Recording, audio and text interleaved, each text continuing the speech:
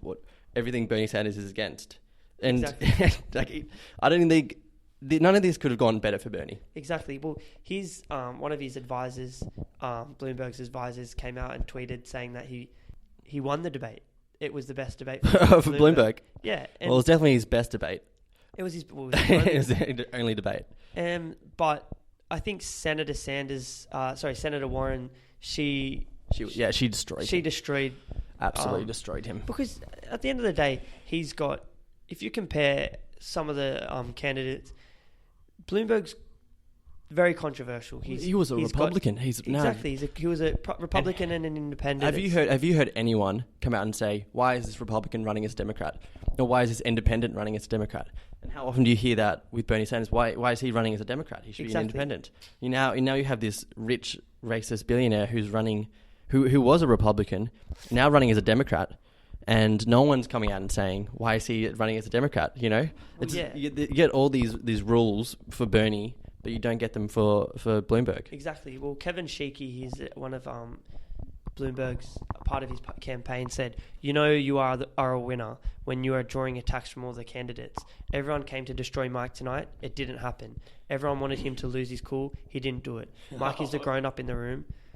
But what debate was he watching? Exactly. Well, that's what a lot of people replied. Because the thing that I felt with the debate was that being attacked is probably the best thing for you. I feel like one of the best things for you. If you're able to get your agenda, because I'm pretty sure Klobuchar had the second most minutes, Warren had the first, and Sanders had, or Biden, Warren had the first, and then Sanders had the third most minutes. Mm-hmm. But I feel like it played into Sanders' hands because Warren won the debate easy, hands massively. down. But no one was able to attack Sanders in a way that would sway voters, and not that a debate would be able to do that necessarily. Well, if it wasn't for Bloomberg, with Bernie winning the popular vote in Iowa and New Hampshire before the debate happened, he was getting lined up from it would have been so much worse for him if Bloomberg wasn't there. If Bloomberg hadn't been there for the debate, it would have been every other candidate against Bernie Sanders, and that would have been tough for him, regardless. If you have an all-out attack on you, but since Bloomberg was there, wow, it really softened the blow for Bernie. Yeah, exactly. Well, it did. I feel what's happening now is that Pete is beginning to Mayor Pete. He's beginning to attack Sanders, and his campaign's actually attacking not attacking, but questioning the caucus, the Nevada Caucus, and saying some irregularities with the voting. And I think the problem with that is that it just shows that he might be a little bit of a sore loser. A little bit. Because in Iowa he came out with all the kerfuffle that went on with that. He came out and said that he won and whatever, and now in the Nevada Caucus he's alleging that there's irregularities in the Nevada Caucus vote. So I think that he's struggling to come to terms with Bernie's position within the Democratic Party and these votes. And I hope, and one thing that I found troubling was that Sanders was the only one that said that the candidate with the most delegates that's ridiculous, yeah. should be the nominee. That's just every other one said no. That's what is democracy, is it not? Well, it's just undermining every voter. Yeah. And that plays into Bloomberg's hand. But I thought at least Elizabeth Warren would say that, whoever has the most votes should be the nominee. Yeah. But, I think they're all trying to allow themselves to get a bit of an upper hand if they don't get the most delegates. Well, I think every other candidate other than Bernie is looking at the map of the US and the roadmap of how to get to the Democratic National Convention, and they're all looking at it. Their goal right now is to come in second with the second most amount of delegates, and not let stop Bernie getting to the 1,991 delegates. Because if they stop him and they're second, they'll probably get the nomination. So that's what everyone's hope is at the moment. But if Bernie can keep up this trend of domination, who knows? He might get the. Yeah. because when it comes Super Tuesday, if he can do well in South Carolina, we're 2 weeks away now, under a fortnight from Super Tuesday. So that's let me just check. That'll be on the 4th of February, 4th of May. Do you see anyone? Do you see anyone dropping out before then? Someone should, but I'm not sure. It's too much congestion that's happening now. The field isn't shrinking. Well, you still got Tom Steyer and Tulsi Gabbard. No one wants to quit. That's yeah, I know, but I think you got to expect one of those two to drop out fairly soon. They haven't had much of a showing anywhere. Yeah. The thing is, I think it somewhat plays into Sanders' hand. Mm-hmm. Because if he can keep these guys having from pulling out, then that means he can consolidate his wins. But okay, I think if Tulsi pulls out, then he'll take her. Sure. I think Tulsi would definitely endorse Bernie. Exactly. Well, she's similar to Bernie. She's in about 1 or 2% though, Yeah. so it's not much. And Tom Steyer is a bit of an outsider as well. So, but he said he would support Bernie if he's the nominee. Did he? Yeah, he said that. Okay. If he's the nominee, not that as he wouldn't endorse him against other candidates, but if he was the candidate that won, he would support him. Okay. So I feel like when it comes to the nominees, I think Biden's best chance is coming second, as you said. Do you think? I feel like a lot of them is coming second. Where do you place Bloomberg? It's a difficult one because he's had such an influence with his with the money and his investments and whatever. I think he could come second, but I just don't see anyone toppling Bernie. Right. So it's all about. I just don't know if Bernie will get the. There's a good chance that Bernie might not get the enough delegates. Delegates. Yeah. There's 35% chance. I'm pretty sure it is. Okay. Of him getting it. Yeah, it's hard to say. He's the highest out of all the candidates, but yeah.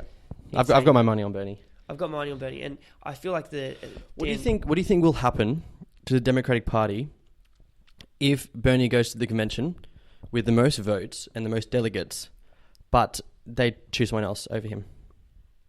I think there'll be quite a bit of a stir. Yeah, it'd be crazy. Yeah. Like I've heard some people say it'll be the end of the Democratic Party. It will. I think it'll undermine every person that's voted. Yeah. So. Yeah.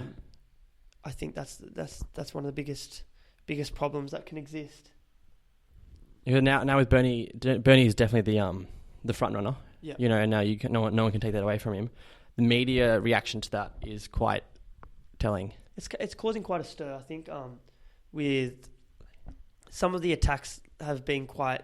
Well, it's ridiculous. I think it's hilarious. MSNBC in particular. Yeah. I think Chris Matthews and Chuck Todd. Oh. Chuck Todd came out a few weeks ago, comparing Bernie supporters to the brown shirts, which is again like these niggling attacks. Yeah. Niggling attacks on Sanders' campaign and comparing them to Nazi Germany. And it's ridiculous. Sanders grew up in a community. He's Jewish. He had family that went through the Holocaust, and he grew up in a Jewish community where he saw that the people around him had tattoos from the camps that they were in, and so comparing the rise of his movement to something like the Holocaust, it's insulting, and it's like that's just radical. Chris Matthews then came out and said, he compared the Nevada victory of Sanders' campaign to the Nazi invasion of France, which again, it's a foolish and misguided comparison. This is what they should be talking about: the rise of Donald Trump, but not Bernie. The problem is that they always say that they want to defeat Donald Trump, but they're doing everything they can to stop a candidate that's being able to get. But if you're in the establishment or the it's a perfect example of the Democratic Party. Their reason to exist right now, their main goal is to defeat Donald Trump, and they've been doing that. They've been trying to do it for 3 years. Really, if they wanted to defeat Donald Trump, if they wanted to, if they wanted to be a strong party, they should just work for the working class, work for families, and work for the everyday worker. That's how you defeat Donald Trump. Exactly. If they spent the last 3 years trying to help people the Democratic Party, that is, if they spent the last 3 years, instead of the Russiagate conspiracies, or instead of trying to impeach Donald Trump, if they spent the last 3 years trying to help people, they would be a shoo-in for the next election. Exactly. You know? I think that they've sort of been their own worst enemies. Mm. So, it's ridiculous. You have Nancy Pelosi ripping up Donald Trump's speech at the State of the Union. Exactly. But like if you like a week earlier, she signed the new NAFTA 2.0 trade deal, and then like a month before that, she signed his military budget into law. Exactly. You know, like what, like that. They're you rip up going a against speech. themselves. It's just political drama, really. Exactly. But you're not actually helping anyone. I feel that's my problem with a lot of the voters that like these candidates and these politicians who say one thing and then they still allow Trump to get away with some other things. Well, yeah, exactly. Like a lot of them voted for Trump's military budget. Mm-hmm. But that and then they complain about Bernie Sanders, who has these supposedly drastic views about healthcare, but then they'll allow military. Yeah, money to go to the military. It's ridiculous how they expanded the military budget by like priorities billions of dollars, exactly. billions and billions, and then you talk about how having Medicare for all, you have to raise taxes a little bit, and the average person's going to start saving money. They're going to save a lot of money over the years. Yeah, I think long term, people need to look at the long term. Like when they think about Green New Deal, about costing too much money, or when they talk about what's the cost of inaction? Exactly, they're not what that's what and what's happening in Australia with News Corp is that they attack we're too far gone past climate denial that they're trying to attack. They're saying what can we do? We can't do anything, and it's going to ruin the economy. If we tried it, Anthony Albanese just came out with zero emissions by 2050. The leader of the opposition in Australia. Yeah, and now they're attacking him for wanting to do that, but in Scandinavia, they're way ahead of us. And they already have a carbon tax. So these things that need to be talked about, these things are going to cost the economy way further along in our time, and it's going to be too far gone. Mm-hmm. These policies that Bernie Sanders, even Elizabeth Warren has, they're not drastic. They're not radical. They're radical at the exact time, but they're not. They're what we need as countries, as Australia, as America, as Western countries. We're supposed to lead the world, and we're doing a very bad job at it. If you were voting in the US, and Bernie didn't get the nomination, would you vote blue no matter who? I think I would, yes. Yeah, but in saying that, I do think Bloomberg is as bad as Trump. Oh yeah, I wouldn't vote for Bloomberg. But I think I'd if it got to that position, it's bad to say it, but I feel like I'd not vote. Because I wouldn't vote for Bloomberg. I'd be devastated. God, at the fact of having to. There's no point. Situation. There's no point. Yeah. You've got a gun to your head, and then if you get rid of the gun, there's a knife ready to stab you. It's literally, but you're going to die somehow. Literally. The choice in the day would be: do you want the racist millionaire or the racist billionaire? Exactly. But the thing is, they're both billionaires. Is Trump a billionaire? Yeah, he's worth $6.6 billion. Oh, there you go. I think at the end of the day, though, when it comes down to it, if you don't have Bernie on the ballot come November, it doesn't. No other candidate is going to do enough for climate in the terms of climate action that's going to actually stave off a complete climate catastrophe. And so it really has to be Bernie or no one else. Exactly. Because I don't think Buttigieg, I don't think Biden, like Elizabeth Warren. Yeah, if it's not Bernie, it better be Warren. Yeah. But at the end of the day, I don't think even Warren would do enough. Bernie's the only choice we have at continuing the human race, really, or the organized human race. As it is. People can attack him for being 78. But the same people that Nelson Mandela was 78 when he became president. And the same people that attack Bernie for being 78 are the same people who are willing to let Bloomberg, who guess what, is also 78 and has had multiple stents put in.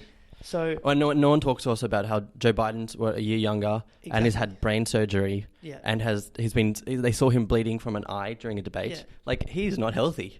Maybe they should ask for his health records. You can easily see if you decide to look properly, you can easily see how the media shifts people's the status quo and the people's perceptions of things, because I forget the quote, but it's more like the media can't make you